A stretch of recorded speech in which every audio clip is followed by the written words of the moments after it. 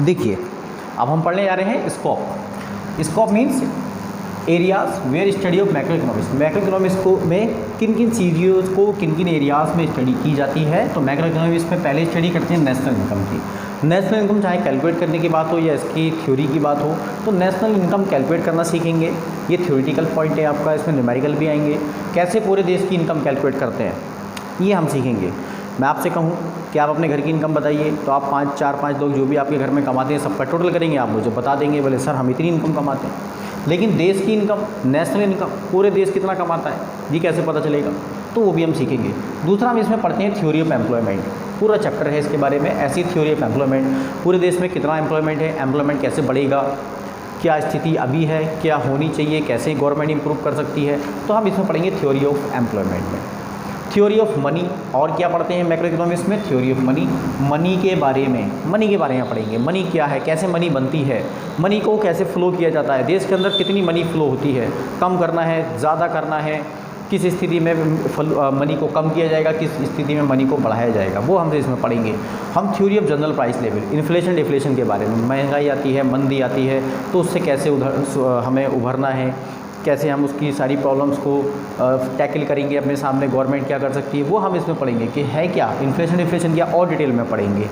Role of government, भाई government का क्या रोल है अपने देश की इकोनॉमी को संभालने के लिए। गवर्नमेंट अपनी इकोनॉमी को, जीडीपी को कहते हैं ना, जीडीपी नहीं बढ़ रही है, जीडीपी गिर रही है, तो हमारी गवर्नमेंट क्या करती है इकोनॉमी को इम्प्रूव करने के लिए। तो मैक्रो इकोनॉमिक्स में इसका भी स्कोप रखा गया है कि गवर्नमेंट का रोल भी आपको पढ़ाया जाएगा, स्टडी आपको करना है। आपको इससे नॉलेज मिलेगी कि गवर्नमेंट देश की इकोनॉमी को बढ़ाने के लिए क्या क्या करती है, कैसे काम करती है। गवर्नमेंट बजट बनाती है, आपने देखा होगा हर साल फरवरी के महीने में क्या आता है, बजट आता है। एजुकेशन सेक्टर को इतना पैसा दिया, 10,000 करोड़ रुपए, एग्रीकल्चर सेक्टर को 50,000 करोड़ रुपए, स्टील इंडस्ट्री को 10,000 5,000 करोड़ रुपए, है ना। एनवायरनमेंट के लिए, डैम बनाने के लिए, अलग अलग रोड्स के लिए पैसा गवर्नमेंट इशू करती है, तो बजट बनाती है। तो इसका पूरा चैप्टर है गवर्नमेंट बजट, हम पढ़ेंगे। Exchange rate and balance of payment. Exchange rate क्या है, भाई हमारे देश की करेंसी और दूसरे देश की करेंसी जब एक्सचेंज करेंगे तो क्या रेट होगा, किस तरह से रेट एक्सचेंज किया जाता है, थोड़ी कैलकुलेशन भी सीखेंगे। Balance of payment, balance of payment का मतलब होता है कि हम हमारे देश से कितना एक्सपोर्ट किया और हमने कितना इंपोर्ट किया, तो दोनों के बीच में क्या बैलेंस है वो भी हम डिस्कस करेंगे। आपको चिंता करने की बिल्कुल ज़रूरत नहीं है, मैं आपको सारी चीज़ें एक एक चैप्टर, ये हमारे सारे पर्टिकुलर एक एक करके चैप्टर हैं और इन सारे चैप्टर को हम डिस्कस करेंगे। Significance means importance. अब ये मैक्रो इकोनॉमिक्स क्यों पढ़ें, कोई बताएगा मुझे इस बारे में, सोचो दिमाग लगाओ। ये तो देख लिया कि साहब मैक्रो इकोनॉमिक्स में ये सारी चीज़ें पढ़ते हैं, ये सारी चीज़ें डिस्कस करते हैं, इन पे स्टडी की जाती है, लेकिन क्यों करें, क्या ज़रूरत पड़ी है, मत पढ़ो। आप तो 12th में हो, बोले सर 12th का सिलेबस पूरा करना है, एग्ज़ाम पास करना है। हाँ बिल्कुल सही बात है कि एग्ज़ाम पास करना है, लेकिन उसके अलावा भी बहुत इंपॉर्टेंस है मैक्रो इकोनॉमिक्स को स्टडी करने की। वो क्या है, इससे क्या फ़ायदा होगा, क्या फ़ायदा होगा। देखिए, एक तो डिस्क्रिप्शन होगा इकोनॉमी का, आपको इकोनॉमी के बारे में पता चलता है कि हमारी इकोनॉमी कैसी है या किसी भी देश की कैसी इकोनॉमी है, तो डिस्क्रिप्शन होता है इकोनॉमी का, पूरी डिटेल में हम ब्रीफ करते हैं। इसको पढ़ने से ये बेनिफिट होता है। दूसरा बेनिफिट क्या होता है कि road map of growth and development. भाई इकोनॉमी ख़राब है तो उसको कैसे ग्रोथ करनी है, उसका डेवलपमेंट कैसे करना है, तो ये सारी चीज़ें हम इसमें समझ में आती हैं, इसीलिए हम पढ़ते हैं ताकि हम अपनी देश की इकोनॉमी, भाई कौन कौन चाहता है हमारा देश आगे बढ़े, सब चाहते हैं, तो उसके लिए हम क्या रोड मैप तैयार करें, क्या स्ट्रेटेजी बनाएं, क्या प्लानिंग करें, वो सब हम इसमें डिस्कस करेंगे। और क्या ज़रूरत पड़ी है हमें इसको पढ़ने की, क्या इंपॉर्टेंस है, इकोनॉमिक स्टेबिलिटी।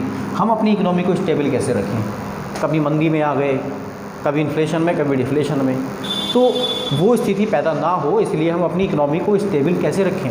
भाई आप सोच के देखो, आपका इतना बुरा वक्त चल रहा है, कभी बहुत ख़राब वक्त चल रहा है, पैसे ही नहीं है आपके पास, इनकम भी नहीं हो रही है।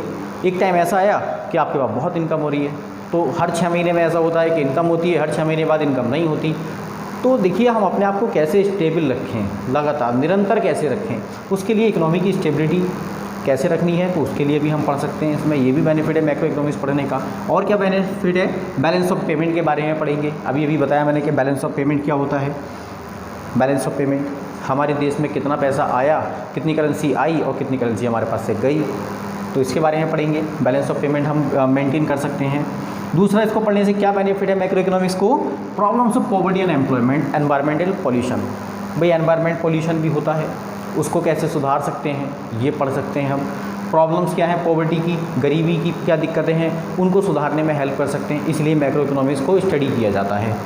पॉलिसी फॉर्मुलेशन, अब इन सारी प्रॉब्लम्स को दूर करने के लिए हम क्या पॉलिसीज़ बनाएं, क्या हम गाइडलाइंस बनाएं, क्या हम जनरल ऐसे रेगुलेशंस बनाएं, या क्या प्लानिंग करें, क्या स्ट्रेटेजी बनाएं, वो सब हम इसमें पढ़ते हैं मैक्रो इकोनॉमिक्स में।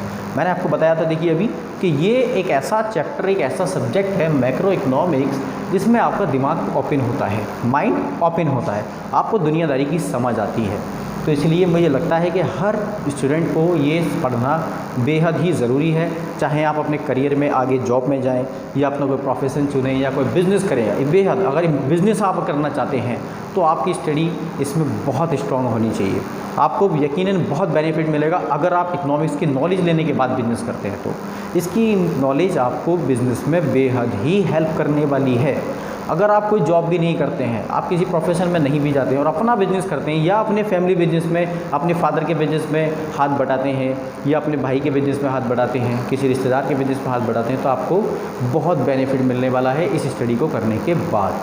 ठीक है, अब देखिए ये तो हमने बात की ही मैक्रो इकोनॉमिक्स की कि मैक्रो इकोनॉमिक्स का मीनिंग पढ़ा हमने, मैक्रो इकोनॉमिक्स का मीनिंग पढ़ा, फिर माइक्रो एंड मैक्रो में दोनों में हमने डिफरेंसेस देखे, डिफरेंस पढ़ लिए। ठीक है साहब, 5 पॉइंट हमने पढ़ लिए, एग्जाम में भी लिखना है। फिर उसके बाद हमने पढ़ा कि मैक्रो इकोनॉमिक्स का स्कोप क्या है, कहाँ कहाँ किन किन एरियाज़ में इसको पढ़ा जाता है, वो हमने सारा डिस्कस किया। फिर उसके बाद हमने देखा कि इंपॉर्टेंस क्या है, क्यों पढ़ना चाहिए हमें इसको, क्यों हमें डिस्कस करना चाहिए, क्यों स्टडी करनी चाहिए मैक्रो इकोनॉमिक्स की, तो वो भी हमने सारी आपके सामने पॉइंट्स 6 लिखे हैं। ये सब आपने याद रखने हैं, समझने हैं। तो यहाँ हमारा बेटा देखिए बुक के हिसाब से पहला चैप्टर लगभग कंप्लीट होता है। और मैं कह रहा हूँ कि ये चैप्टर अभी जो मैंने ये पूरी वीडियो बनाई है आपके लिए, पूरी क्लास ली है, ये सिर्फ एक इंट्रोडक्शन क्लास है मैक्रो इकोनॉमिक्स के लिए। असली स्टडी आपकी स्टार्ट होगी from the first chapter, estimation of national income. National income के बारे में पढ़ेंगे, तो वो हम नेक्स्ट वीडियो में डिस्कस करेंगे। फिलहाल इतना ही इसके लिए। और जो है आप इसको एक बार रिवाइज़ करिएगा, समझ में ना आए तो आप मुझे मेरे नंबर पे फ़ोन भी कर सकते हैं। मैं अपना नंबर भी यहाँ पे लिख देता हूँ, चाहें तो आप लोग मुझे इस नंबर पे कांटेक्ट कर सकते हैं। जिसके पास नंबर नहीं है वो मुझे इस नंबर पे कांटेक्ट कर सकता है। ठीक है बेटा, तो ठीक है, इस क्लास में फिर इतना ही, उसके बाद हम नेक्स्ट क्लास में आते हैं। Thank you.